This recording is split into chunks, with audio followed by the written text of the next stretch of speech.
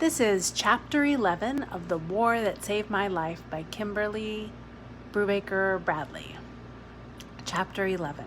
The next week, 3 things happened. First, Miss Smith spent most of each day either sleeping or staring dully into space. On Monday, she made meals for us, but did nothing else. On Tuesday, she didn't even get out of bed. I had watched her cooking on her range enough to understand how it worked, so I fed Jamie and me. Mid-afternoon, I made Miss Smith some tea. Jamie carried it up the stairs for me, and we took it into her room. She lay on her side, awake but staring at nothing. Her eyes were red and swollen. She seemed surprised to see us.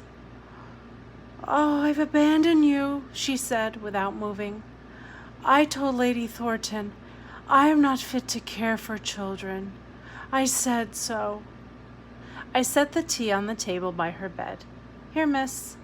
She sat up. "You shouldn't have to take care of me," she said. "I'm supposed to be taking care of you." She took a sip, and fresh tears sprang to her eyes. "You've sugared it," she said. That was how she took it. 1 sugar, no milk. I'd watched. "Yes, miss," I said, ducking a little in case she tried to smack me. "Not much, though. There's plenty of sugar left. I didn't take any, though I'd let Jamie have some." "I'm not going to hit you," she said. "I wish you'd understand that. I am neglecting you, certainly, but I won't hit you, and I don't care what you eat. If it was thoughtful of you to sugar my tea, it was thoughtful of you to bring me tea in the first place." "Yes, miss," I said. Thoughtful. Good or bad? She sighed. "We haven't heard back from your mother. Your name is Smith, though, your last name. Until Lady Thornton told me, I was sure you were lying." "Yes, miss. After that business about Hitler, I turned to go. I'd had an eventful morning, and I was hungry myself, and could do with some tea. It's a common enough name, Smith," Miss Smith said, "but still, I thought you were lying." She stayed in bed even after she finished the tea. I let Jamie rummage through the cupboard and eat anything he liked, and I did too, though I was pretty sure I'd get in trouble for it later on. I let Jamie skip his bath, but I took an extra long one with hot water so deep my legs floated. I pulled the sheets off the bed so it wouldn't matter that Jamie had wet them the night before, and we slept fine. In the morning, Miss Smith got up, her frizzy yellow hair a yellow cloud around her head.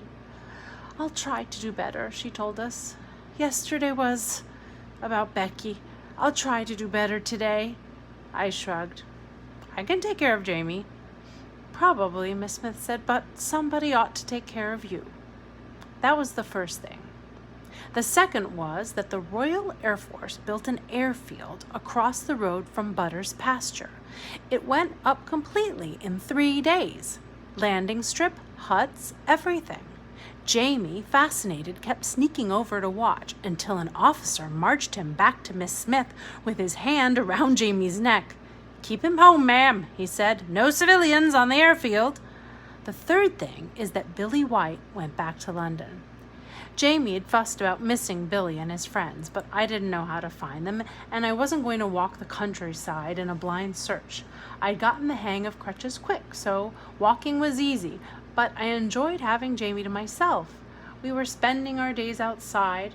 There was a building in the garden called a stable that Becky's horses used to live in, and sometimes we played there, but mostly we were in Butter's field, which I loved. On Thursday, all 3 of us walked into town because we'd finally eaten up most of the food. The first thing we saw was Billy White with his mother and his sisters waiting at the station for the train. "Billy!" Jamie shouted. He ran up to Billy's family and grinned at them. "Where are you staying? I'm not far. It's just—" Billy said, "Mom's come to take us. We're going home." Jamie stared. "But what about Hitler?" he asked. "What about the bombs?" "Haven't seen any bombs so far," Billy's mother said. She had her arm around her youngest girl. When I smiled at the girl, Billy's mother pulled her a bit away from me, as though my bad foot might be catching. "I can't stand it, being away from them," she went on. "It feels wrong. I reckon we'll stick the war out together." She gave me a sideways glance. "Is that you, Ada? Your mom said as how you'd gone too, but I didn't believe it. Only you weren't at your window." She looked me up and down, particularly down at my carefully bandaged foot. Miss Smith washed the bandages and gave me a clean one every day. "I'm not simple," I said. "I've a bad foot, that's all." "I don't know," Billy's mother said, still shielding her daughter. "Your ma'am—" "Well, I've written to her," Miss Smith said, coming up behind us. "But perhaps you could take a message to her, too. The doctor says—" Billy interrupted. "I hate it here," he said. "The people that took us, they're mean as a bunch of starved cats." "I hate it here, too," Jamie said. He turned to Miss Smith. "Can I go home? Will you take us home?" Miss Smith shook her head, smiling as though Jamie were making a joke. "I've never even been to London," she said. "I wouldn't know where to go." "Home," Jamie insisted.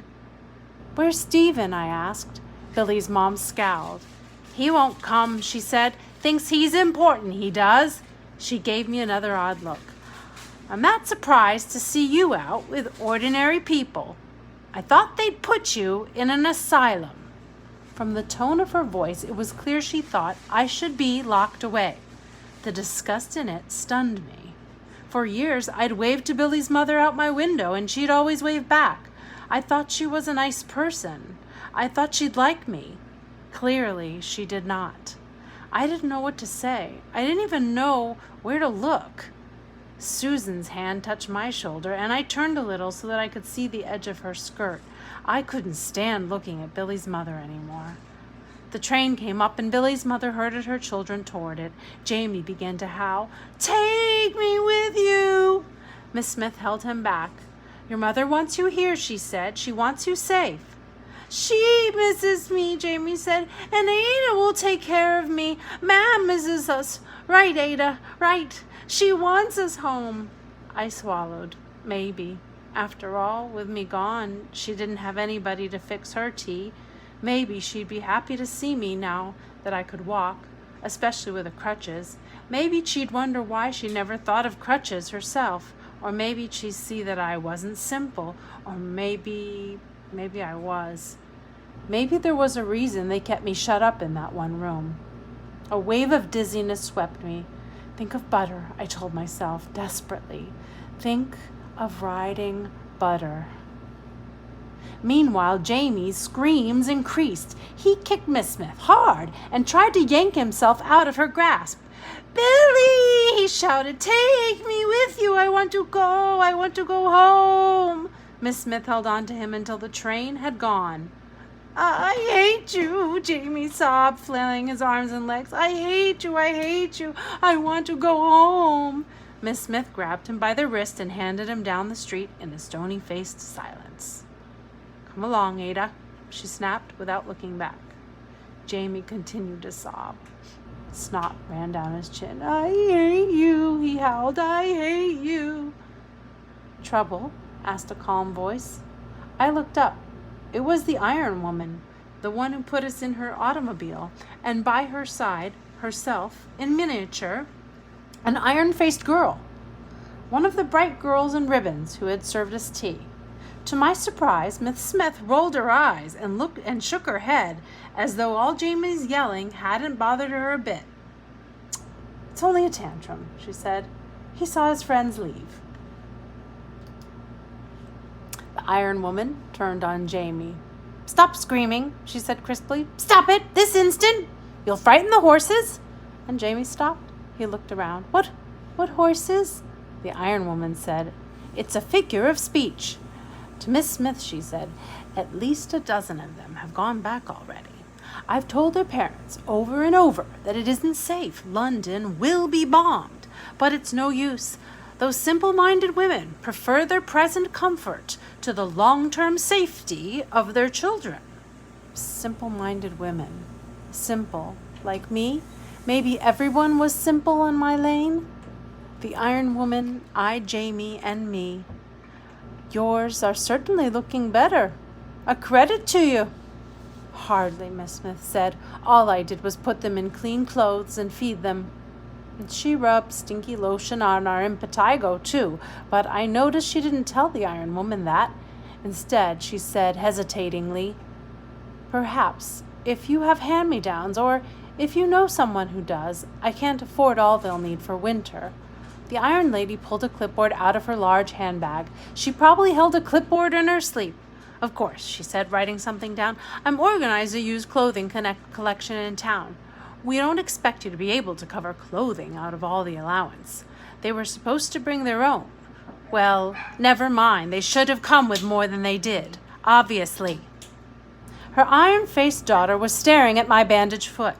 I leaned close and whispered, "It just happened yesterday. I got stepped on by our pony." The girl's eyes narrowed. She whispered back, "That's an awful lie." I said, "We too have got a pony."